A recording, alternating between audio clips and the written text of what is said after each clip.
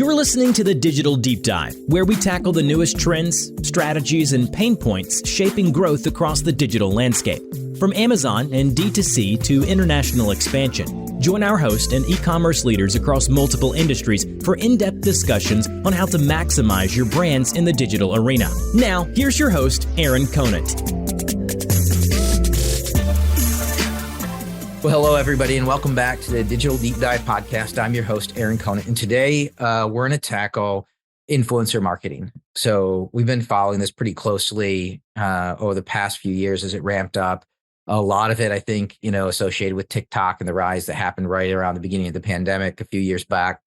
There's been a lot of chatter about it lately, coming up in a ton of the conversation that I'm having. So we got some, great friends, partners, supporters of the network over at Pop Shorts, and Adam is here to kind of lend us his expertise in this space as a whole. And so it's going to be a great conversation, a ton of things we're going to tackle, how this space has evolved, newest trends, things we should be looking for, KPIs we should follow, all that fun stuff. But before we jump into that, Adam, I'll kick it over to you. If you want to do a brief intro on yourself and the company, that'd be awesome. And then we can kind of jump into the conversation. Sound good?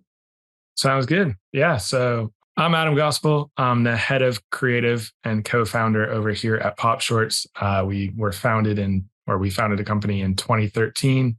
And, we provide influencer marketing and social media services to mostly large brands, but brands of all shapes and sizes and a number of different verticals.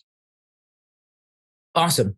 So I want to start off with kind of like where it's currently at, but how it's kind of evolved over the past few years as well, influencer marketing as a whole.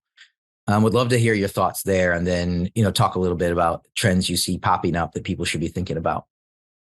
Yeah, sure. I guess like in the most recent years, like over the past 3 to 5 years, TikTok kind of came on the scene from being something to watch when it was ByteDance, and it was mainly a bunch of dancing videos, and but it was gaining popularity pretty quickly. And then it kind of, I guess, rebranded over as TikTok. And, we weren't really sure what was going to happen there. Initially, brands were kind of just looking at it as something to keep an eye on, but weren't really putting any ad dollars there. And then over the past few years, we've seen every brand now needs to be on TikTok. And all of the influencer marketing campaigns we're doing, they're looking for TikTok influencers. So we've seen like a massive shift, not necessarily away from Meta Reels, but just stealing ad dollars away from Meta and their products, I think. And then now we're looking at potential TikTok bans are constantly in the news. So people are kind of, I guess, just it creates some anxiety for marketers, wondering if they should be pouring ad dollars into a platform that could go away, and wondering what's next for everyone. Which I think is a good question to think about and talk about, but is very much uncertain. But from the TikTok standpoint, so, people are going back and forth or have been, but you live, in this space all day, every day. Your kind of advice is you should be on TikTok. Yeah. I guess like looking at Congress and wondering what they may or may not do. I think they're slow to act a lot of times. So I think trying to find your immediate strategy based on what Congress might or is going to do is a bit silly. So at the moment, the eyeballs are on TikTok. And if you're a marketer and you want to reach eyeballs, it's currently on TikTok. It is also across Meta products, YouTube, a host of different social media platforms. So I'm not saying TikTok's exclusively where you need to be, but for a lot of companies, their audience is on that platform. So in the meantime, yeah, just go for it, because you don't know what's going to happen. I agree with you. Not only are they slow to act, but completely unpredictable at times. And so, no, interesting. Yeah, I would say something else about it, which is like, if you remember kind of back in the day when Facebook convinced all the marketers to pay a bunch of money to acquire new followers, and you could actually put out, ads to acquire followers. And then as soon as they did, it's not like Facebook got banned, but they essentially turned it into pay to play to reach your own followers after that. So people invested millions of dollars to acquire millions of followers, and they kind of switched it on them real quick. With TikTok, what I have noticed is that when you do like, a campaign and anything's designated as branded, it seems like the algorithm's just specifically harsh towards that content at times. And it's hard to have branded content go viral. So I know there is an option on TikTok for community interaction as kind of an objective. And one of those is to acquire new followers for a brand. And while I think brands may want to look at that, maybe that works right now. Maybe you can acquire followers and then they actually stay engaged in the moment with your organically posted content on your page. But just to be cautious from what we've learned in the past, focusing on follower acquisition versus focusing more on the actual engagement on your posts now. Just a word of caution, I guess, because anything could change anytime. Yeah, I mean, they control the algorithm, right? That's where people are scratching their heads on a daily basis of, how do I do that? The biggest thing is, how do I get something to go viral? And I don't think there's necessarily an answer for that. I think it's a numbers game from what I can figure out is the more shots on goal you have, right? So the more content you put out, the more opportunities there are for something to catch on and go viral.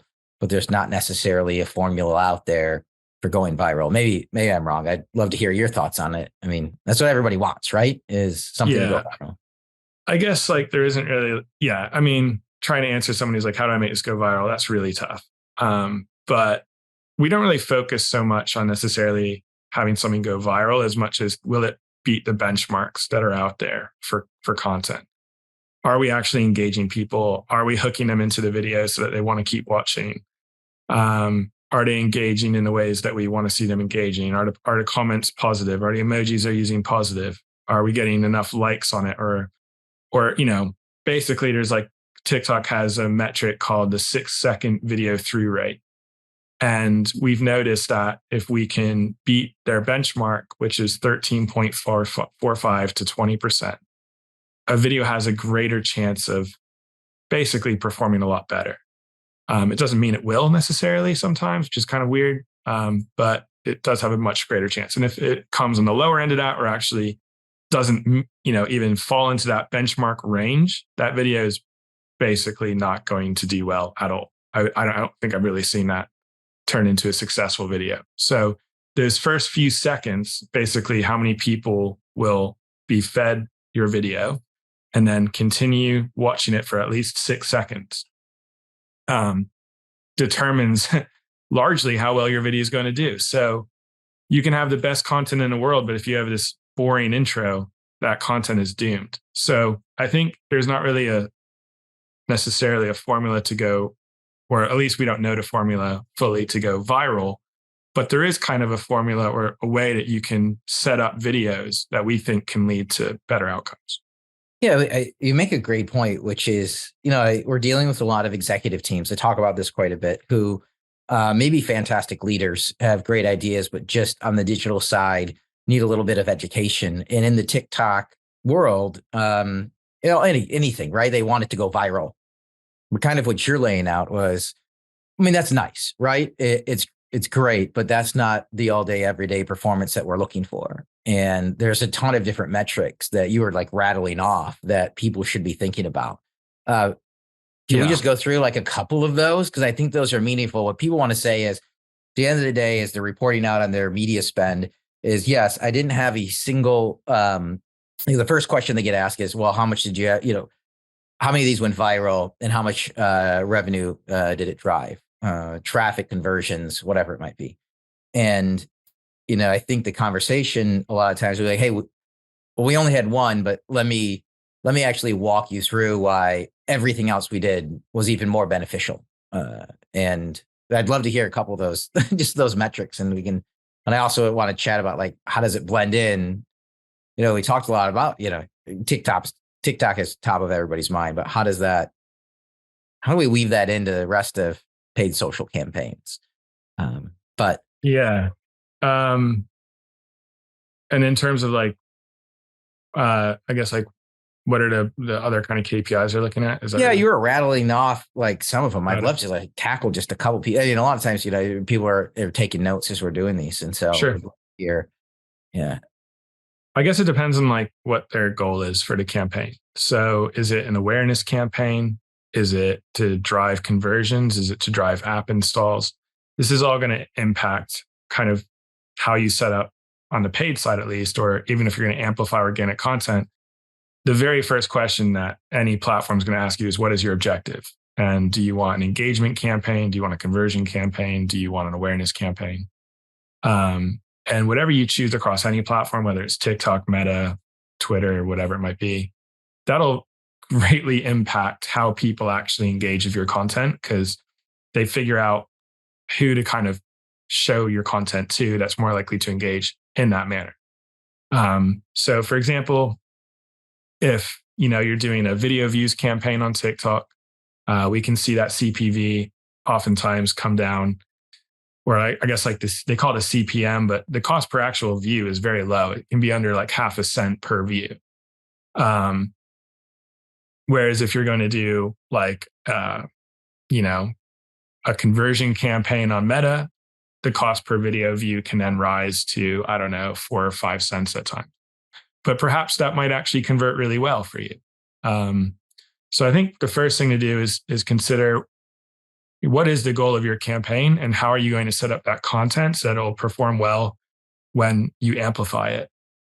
And if you're trying to just get video views and awareness, you're going to want something that just catches people's attention, looks and feels as organic as possible. If it looks or feels like an ad, it's not going to perform as well with that goal.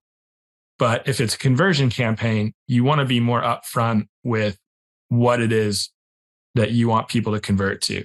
For example, if it's an app that you're promoting, it doesn't mean that this shouldn't still try and look organic to the platform, but the call to action needs to be front loaded in that video, which normally wouldn't perform as well for a video view awareness campaign where you're just looking to drive video views and engagement. But it might end up performing a lot better on the conversion campaign. Awesome. Then how are you looking at like the blend in TikTok, right? Do you have like a standard split between that and YouTube Shorts and Reels? Yeah. It depends kind of on the client, honestly. We were initially introducing TikTok a few years ago, and it would take up a portion of the ad spend. And then I think for a lot of campaigns, there seems to be like, since we're dealing a lot with influencers, are kind of saying, well, wherever their audience is. But we found that influencers oftentimes now are gaining larger followings more quickly across TikToks. And actually it starts to skew our campaigns more over to TikTok than Instagram or Meta Reels at times. YouTube Shorts still isn't really something we're seeing advertisers choose to activate on right now. I think it's a bit confusing for them what the pricing is, being able to guarantee results, then put paid media behind it. It's a little bit, I don't think like they're as comfortable with that process than they are with Meta and TikTok. So we're mainly seeing right now for video content, those two platforms. We do see Twitter in some circumstances when, we feel like the client's audience is on that platform. We don't really do much on Reddit, but I still think like those I would still call that a social platform, and I think could be valuable for some advertisers. We've tested something on Twitch, which is a whole different kind of experience as well. But the majority of our campaigns are Meta Reels and TikTok, and it kind of just depends on the client and what the campaign setup is, how granular you need to get if you're targeting as well, because Meta has the most granular of targeting options. So if you're looking to target, veterans who graduated from West Point, right, and are 35 to 54, you can find them on Meta, and trying to do that across any of the other platforms is much harder. Well, when you think about then, dealing with influencers to create the content, like how much content are they cranking out? And then how specific is it to each platform? I mean, that's a tough area. I think that there is the influencer piece, which is, advertising, they're doing it for you, but there's also, how much are you asking them to put out? And then the next question that pops up a lot is, how do you keep it on brand? Right? Because that's always tough, because they're mixing their brand, right? They have their own brand as an influencer, and you're a brand, and you get really close, but inherently there's always differences in the brand as a whole between the influencer's brand and your brand. This kind of goes into like, I guess, general best practices about recruiting creators. and how to set up your campaign as well for success. So let's start with finding the right creators and what that process looks like. You can use any of a number of different platforms out there currently to try and find creators. We're partnered at the moment with Creator IQ. We just moved over from Tagger, but both are good platforms. They come with a cost. So, by recruiting an agency like ours, you kind of avoid the fees of having to pay for seats on the platform. But there's probably also free tools out there as well that do something similar, but most of them are behind at least some sort of paywall. But you can use these platforms and then identify creators who have the target audience pretty much exactly you're looking for. You can, do sliders for this many percentage must be male or female. They need to be located in this geographical location, all these kinds of things. So whether you find your creators that way or you find them via some list and you ask them for their demographics and they line up with your brand, that's kind of step one, but that's the most basic of steps. Then I think it requires doing some research on the creator themselves to make sure that their brand's safe and you're not going to get blowback from hiring that creator and engaging with them, which I think is an important step that all of the large brands count on us to do. But if someone is listening to this and perhaps they're doing their own influencer marketing, they may kind of go a little bit light on this step, and it's important that they do that fully. So both looking through their content, trying to see if there's anything that comes up. It's hard to look through all of their content, but then using Google and also just typing in like their name and scandal or nude or whatever it is, and all these kinds of different things you can type in there to see if something comes up. Because we've had to get rid of a bunch of creators that we initially thought might be good for a brand because brand safety issues do come up. And then in terms of actually the creative strategy and how do you kind of meld their personality with yours? So let's say you've got a great brand safe creator, they've got a target audience you're looking for, but they've got their own personality still. So I think that's where it's important on the creative side to look through their content and come to that conversation with ideas that you think will pair the brand and their personality and the messaging for whatever it is. Let's say it's a product launch. Will pair the messaging well with their natural style. And you come to them with ideas that would organically, you think, fit with their feed. Just doing that kind of shows the creator as well that you've thought about this. They might like some of your ideas, or at least they'll give them a starting point so that they can come back and kind of meet you and say, okay, well, I like what you're thinking here, but I would do it this way. And you're going to get to a point where I think you're both happy with the creative direction and how the video is organic and it feels natural and you think you could still perform well on their feed, mixed with like how the messaging is integrated. I think that's just essential. So a lot of times what happens is when people set up influencer marketing campaigns that don't go so well, they identify a bunch of creators, they send them kind of a creative strategy and tell them follow this or get on all these different talking points. And it's not much of a conversation. It's kind of like, here's what you need to do. Here's your prompt. And then the creator's kind of trying to guess what the brand wants while doing what they want. And usually they guess wrong. So it needs to be more collaborative throughout the process than just giving them a brief and expecting them to nail it and perfectly, give you the brand exactly what you're looking for. Oftentimes creators will either go too heavy on the branding when you do that. So it'll just come across as too sponsored and inorganic, or it'll go too organic and not include enough branding. And it just feels like you're forcing it into a video versus this video is made as an ad that just like feels like fun to watch. Because ultimately, if viewers don't want to watch that content, they will not watch that content and then it will flop. So you need to create, a branded piece of content that people actually want to watch. Right. I mean, they're following that influencer for a reason, right? Because they align. What's really interesting, though, is who holds the power in those discussions, right? Because the influencer wants the revenue, obviously, and, without that, they don't have a revenue stream without it, right? And so on the flip side, though, the brand really wants the influencer.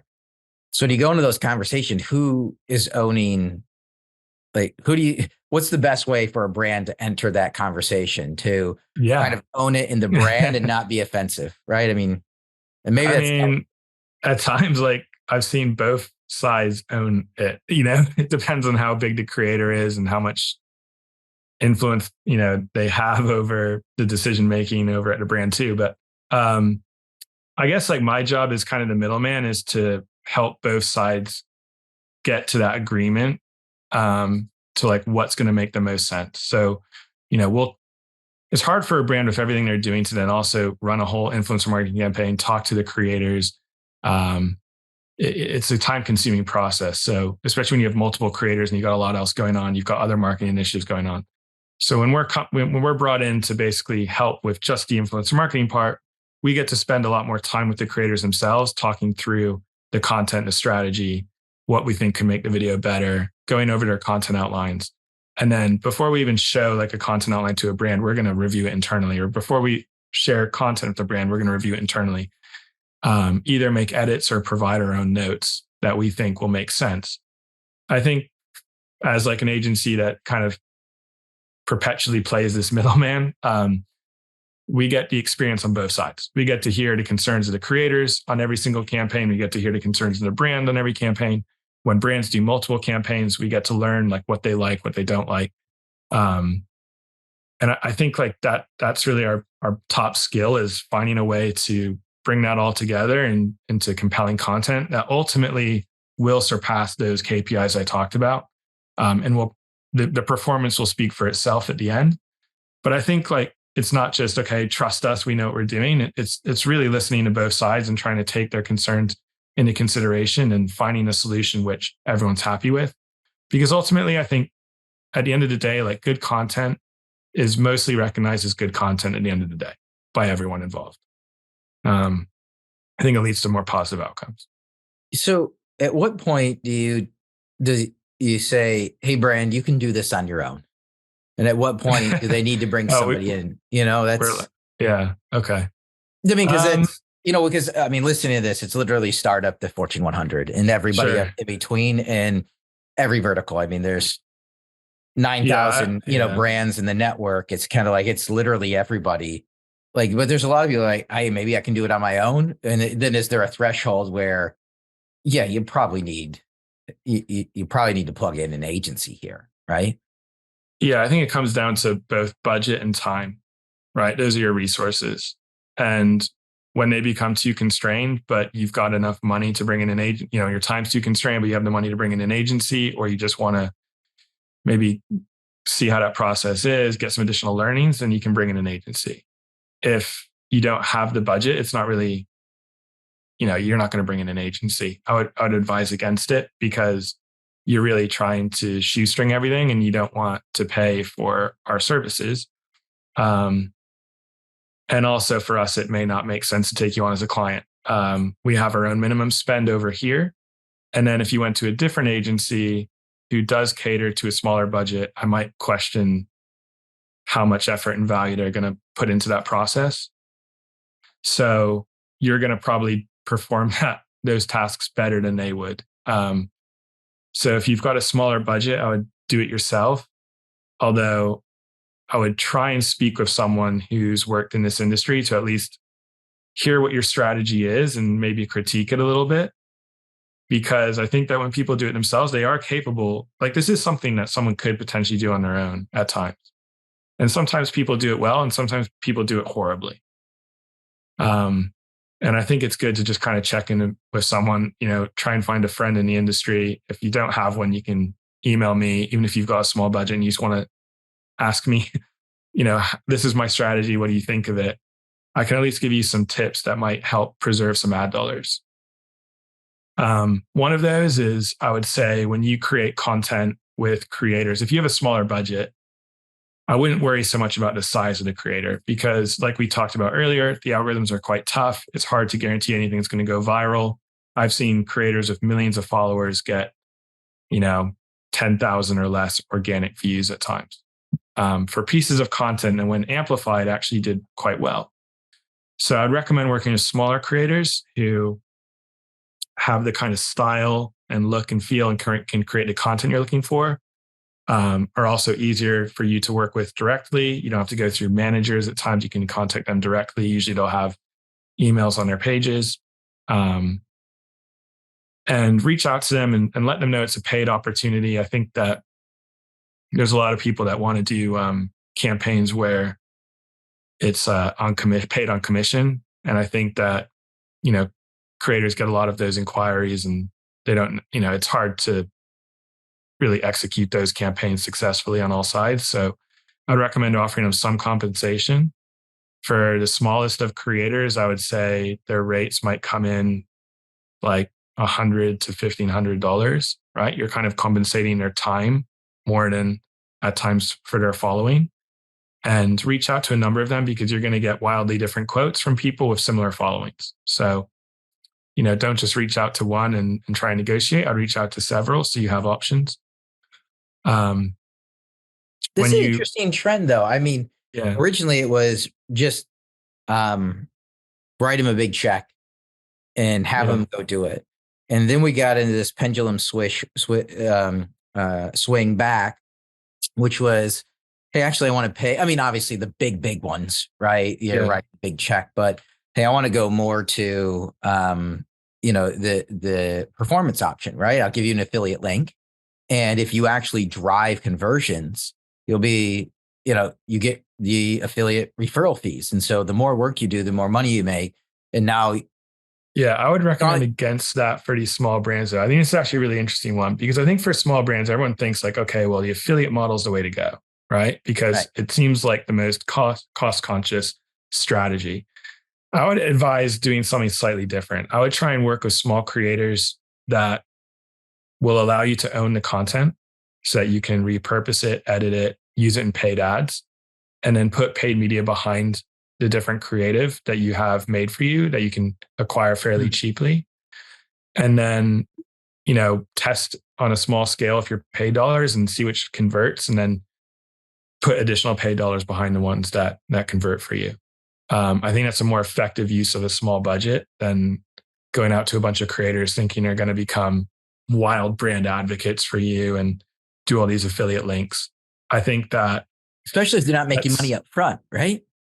Yeah, it's very rare. And normally what you're going to do is you're going to be very limited. Maybe there's one creator out there who actually genuinely has tried your product and likes it, but even they're going to get tired of trying to push out advertising for you. And how many of their fans can they convert over time? And there's, it's kind of like a Goldilocks scenario where it's very rare. Doesn't mean it can't work at times, but I don't think it's like largely a scalable strategy either. So,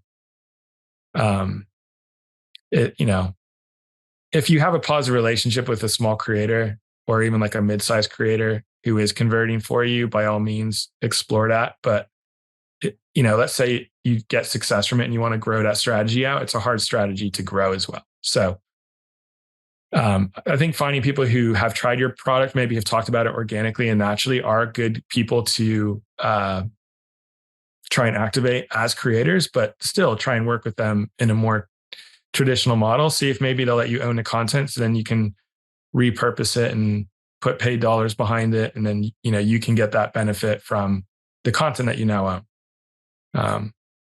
But yeah.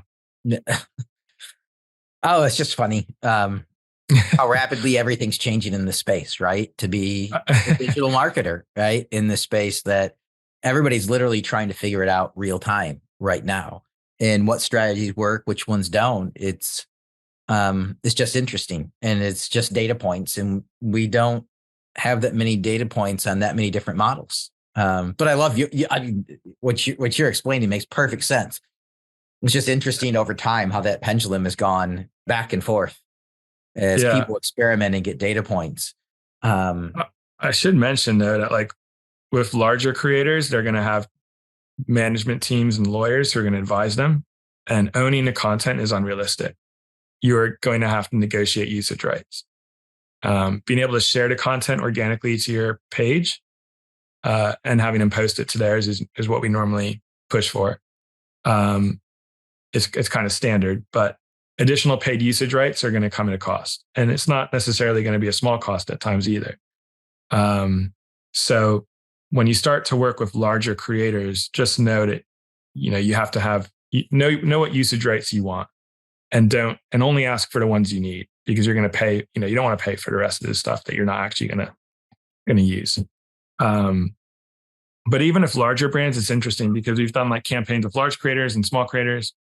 We recently did the Oscars. So we did a campaign for the Oscars, and we activated a number of different creators from kind of different like entertainment backgrounds, come at it from different angles, some from like, hosting your own food and beverage party, and, creating mocktails to have like a Oscars viewing party, to, creators that really get into each of the nominees, and are kind of cinemaphiles. And then we have fashion creators, for example. And so we worked with a whole range of creators, and we weren't sure which content was going to perform the best. And the best content wasn't from the largest creator. It was from the video that just was the most viral. So we found that the content matters the most, I think, over even following. Having a number of different pieces of content is useful because then when you go to promote it in an ad set, TikTok and Instagram and Facebook, they're very good at optimizing spend behind the top performing content. So naturally, you'll find the best content wins out. And for the Oscars, the number one performing video was this woman had a video where she put on 3 different outfits, and it was what I would wear to the Oscars if I was these Disney princesses. And the engagement on that was just insane. So we couldn't, at the very beginning when we got all the content in, we might think, okay, this video might perform well. We think this might perform well. But at the end of the day, you don't really know until you put it live. So I would say run with multiple pieces of content with whatever budget you have, so that, because you never know what's going to end up performing the best. Do you have like newest trends you see popping up in the space? Like, I know it's moving fast and all, but are there new trends that are popping up that you've got your eye on, or that people, maybe there's a new platform. I don't know.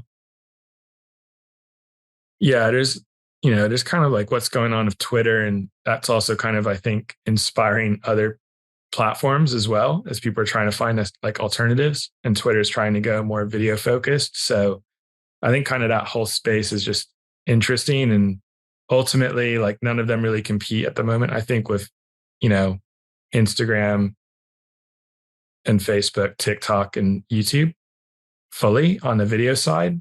But I think that could happen. So it's kind of worth keeping an eye on. I don't think it's necessarily worth being too early to a platform, because a lot of them end up just, having a little bit of a hype cycle and then dying out, and you could waste a lot of your resources there. But once you see it really is starting to pick up genuine steam, I think there is a benefit of being an early adopter and understanding deeply the kind of trends and styles that work on that platform. You obviously, if platforms like TikTok have new products coming out, new features that are always worth exploring. Same with, anything YouTube even has obviously YouTube Shorts. So, if you have content you've created for TikTok or Meta Reels, test it across the different platforms, see what works, see if it performs well. Sometimes you can actually just repurpose full vertical content across different platforms now, because they have similar, the way that viewers view content and expect content to look and feel is similar across those platforms. Are there any, the other question I get a lot is different verticals. Are there any new verticals that are popping up? I'm like fashion, I'm sure, beauty, I'm sure. But are there any new verticals that are popping up? Maybe it's B2B, maybe it's nonprofit. A lot of times I'm just talking, to brands, and they kind of isolate themselves saying, hey, this won't work for me, or I've tried it and it didn't work. And in that case, a lot of times the question, well, how many times did you try it? Did you just get it wrong the first time and it would work? But are there new, yeah. Are you ever surprised by a vertical that it actually really works in? Yeah, it's I guess the hardest ones are often B2B, where they feel like they've got a very specific audience, which can be challenging. But then you look at even LinkedIn as a social platform at times.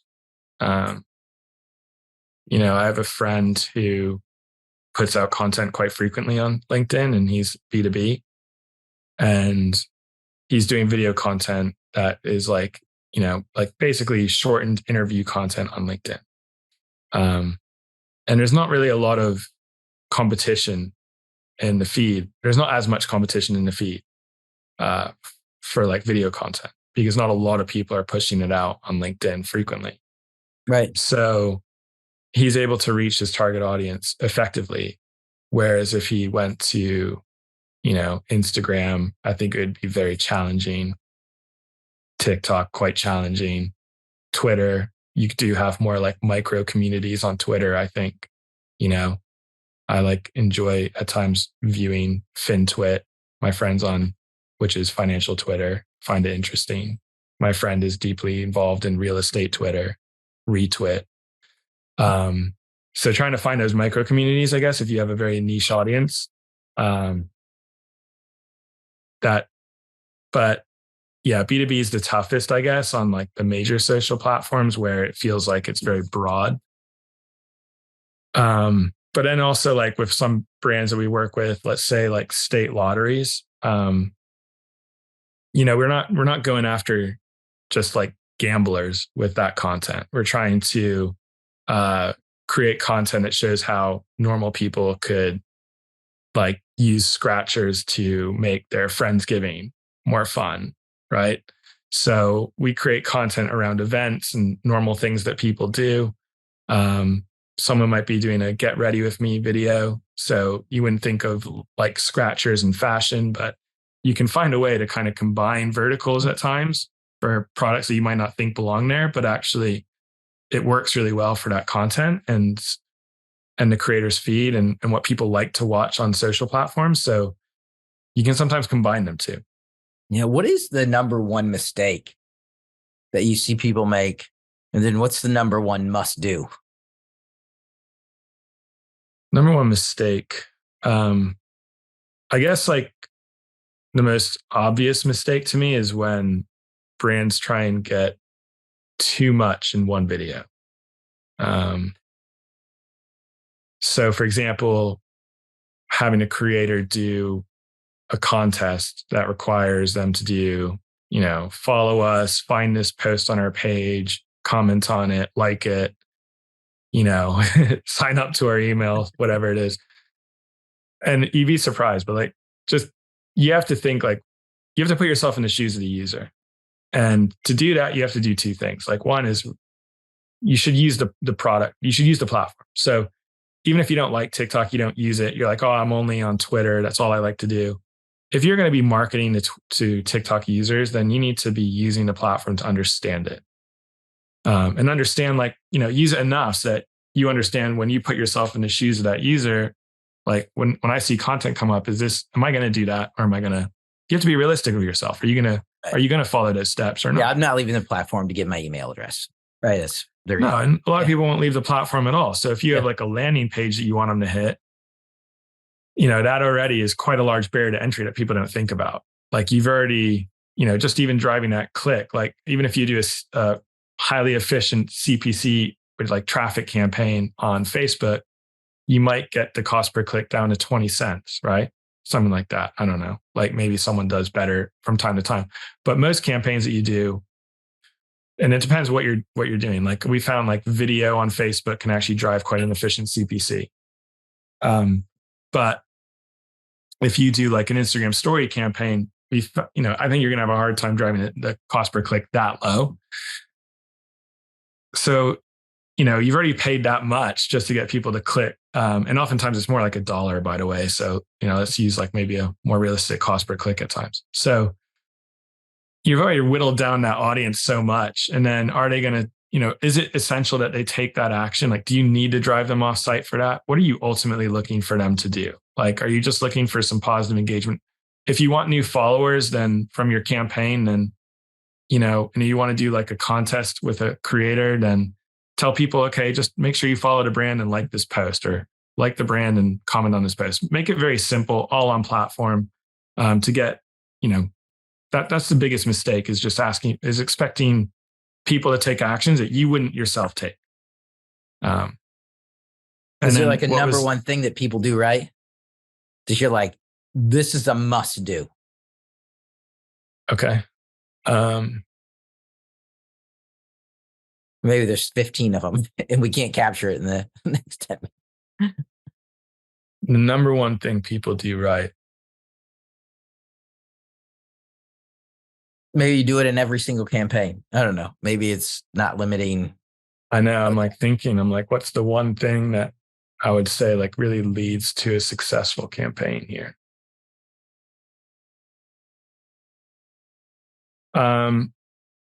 It's so hard to like come up with one, but I would say like more, it's probably like success, I think, is driven from the process. So I would say requiring creators to provide content outlines for review before they begin creating. Oh, It aligns everyone, and you can find a lot of the problems immediately, or you can tweak it to your liking. Because once they've created that content and then having them reshoot, as a creator, again, putting yourself in their shoes, it doesn't feel great to say like, oh, like, we didn't really like this and we need you to reshoot the whole thing. And, sometimes a lot of time and effort goes into that. So when you can look at a content outline, review it, and oftentimes creators won't provide that detailed of a content outline. They might just provide a little blurb, but that's where you can go back and say, hey, we'd like to like understand a little bit more what it's going to look like really when you create this. We understand that you might improvise a bit, but can you detail out, like, where is this being filmed? Like what's going to happen in the first 5 seconds versus whatever. And we try and get that detailed out so that we and the client can look at that and really understand what's going to be created. And if the content outline looks good for whatever it is you're trying to promote, and you're like, yeah, that just, I can visualize what that might look like with this creator. And I think that's going to be great. Then the content normally ends up looking great. So not everyone does that. You eliminate the back and forth, the defending of the influencer. I mean, it's time, right? Time, effort, money.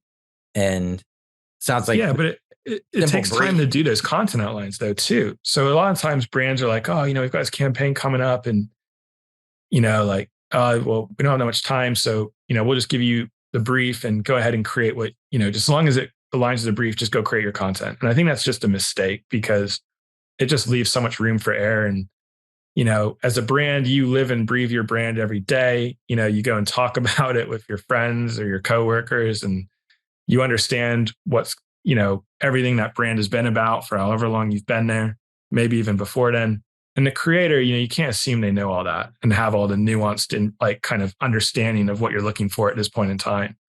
So the content outlines help align everyone. And it's just, I think it's the number one thing that sets up a campaign for success. Yeah. Awesome. Well, I've been picking your brain for, the past, 40 minutes or so. Yeah.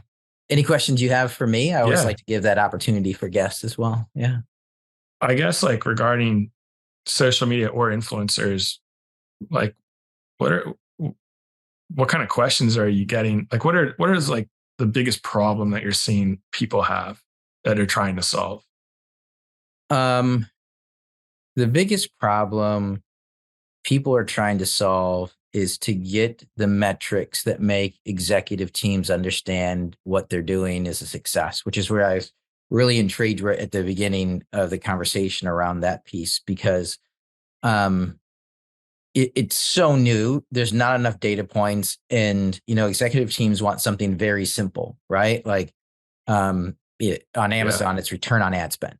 Well, I mean, I can give you whatever ROAS you want, right? Based on what words and titles and topics the words I'm bidding on, right? But it doesn't mean it drives incremental sales. But it's the easiest metric to explain. The perfect example, right, is I can bid on my own brand name, and then people are going to click on the ad and they're going to go buy. So my return on ad spend is going to look fantastic, but people are already searching on my name. So I'm just cannibalizing that sale anyways. But it looks really good on paper when you look at just the paid media side. But, I didn't get an increase in sales, which is what maybe the executive, obviously everybody wants. And so in this space, it is, how do I tie back incremental sales on all these different platforms? And how do I manage the I don't want to say missing the lack of information around the platforms as a whole, right? They say, well, why aren't you using YouTube Shorts? Well, to your point, like they ain't really performing right now. Okay, well, what about Reels? I bet I'm on Facebook all the time. I love Facebook Reels. Well, yeah, well, you're 55 and you're not the demographic we're going after. They're on TikTok. Well, I think TikTok's going to be banned. So that's why I love this conversation. Or like the algorithm's tough on our content when we promote it. Like, I think it's challenging. Yeah. I also think I think there's like a lot of progress being made with like tracking, and then Apple comes in and they're like, all right, we're going to shut down all that progress. The funniest thing though is all the marketers, even I talked to, everybody hit ask app not to track. Yeah. Even like digital marketers who need that, right? Who want you to hit allow to tracking. Everybody hit ask app not to track. I know. So like, it's such like it's so weird. We're getting so close to like having such great data to be able to answer these questions. Now it was kind of like, it felt like we just like collectively went into the Stone Age again a bit. We're doing a lot. Like, what are you doing then regarding that? Like we've done like brand lift studies to kind of show, the perception increase in, I guess like the likeliness to tune in for something, for like a TV show, like a live TV show, like the Oscars. But at times it is hard for attribution. So I guess what have you seen what are you seeing people do there? Everybody's looking for a multi-touch attribution tool that they believe and works. And there's not one. There's multi-touch attribution tools out there, but people aren't confident in what it's saying because everybody rationalizes it's so difficult to do. As people are on, you get a device ID and get IP address, but people are bopping around all the time. There's so many electronic devices, and maybe they're, at home with their parents for the weekend. And they end up ordering something there. It's so convoluted. If anybody figures it out, it's instantaneously $1 billion company. Right? You can start buying islands. That's where, if you can figure it out, that's how much money would pour into a company like that. It's just the age-old, very specific experimentation around, I'm going to run ads and drive to a specific goal. Maybe it is your direct-to-consumer site. Maybe it's a specific landing page. Maybe it's maybe it's an Amazon page, and measuring lift and increased sales. But that's done over time, right? And that's just what people are trying to do. Tons. That's a good point, even right there. Like it's, you kind of do these things and it's like learnings over time. I would say like the other mistake I've seen people make is just think that they can hire these creators and they're going to see an instantaneous lift in sales. And, I don't think I think it's extraordinarily, we've tested it. Like it's even back in the day when Vine was around, and it was cheaper to hire creators too. Vine. Yeah. That's right. It's hard. Like I would say like putting out organic content and expecting a giant lift in sales is unrealistic. You have to have a paid strategy behind your content you're creating. I think the number one thing you're doing with creators is you're creating content that is designed by people who understand how to create compelling content on that platform. Yeah. But you need to put paid behind it to drive results. You need to do a lot of testing. Like you're not just going to instantaneously solve it. Yeah, I think I love your point around owning the content at the end of the day. Right? Obviously, the big one's going to cost more money and you might not be able to get it, but owning it so that you can then use it and promote it and put money behind it as you see fit at the time you see fit, as opposed to just having somebody out there like the affiliate side I was explaining, like you're just hoping that it works, but you don't only need the content at the end of the day, and maybe it converts, maybe it doesn't. That's super interesting. For large brands who don't own it though, they normally have like a product launch that they're doing where it's only going to be useful for a certain period of time. They're not really going to use it past a certain date. So it makes sense. But for smaller brands that maybe don't have as many products coming out, and that's where you'd want to own that content. Yeah, it's very interesting. We were talking new product launch, leveraging influencer platforms. It's just a massive win. A massive win. Because you think about the platforms, if you want to, if somebody's going to your direct consumer site, that's one thing. If you're a larger brand where everybody's going for traffic there, the flip side is if you're a smaller brand and a lot of your traffic is on Amazon, I mean, you can get a lot of, off Amazon traffic, right? Outside Amazon properties, which Amazon highly values, drive that to a landing page of a new item, detail page views, conversion rate, everything is increased, and you shorten that window of time that it takes for you to trip the Amazon algorithm to start buying more product from you or boosting you to the top of organic. I need to talk to some Amazon agencies. I found that space very interesting. We've kind of followed along. We haven't done anything in it. But it's like, it's fascinating in a way.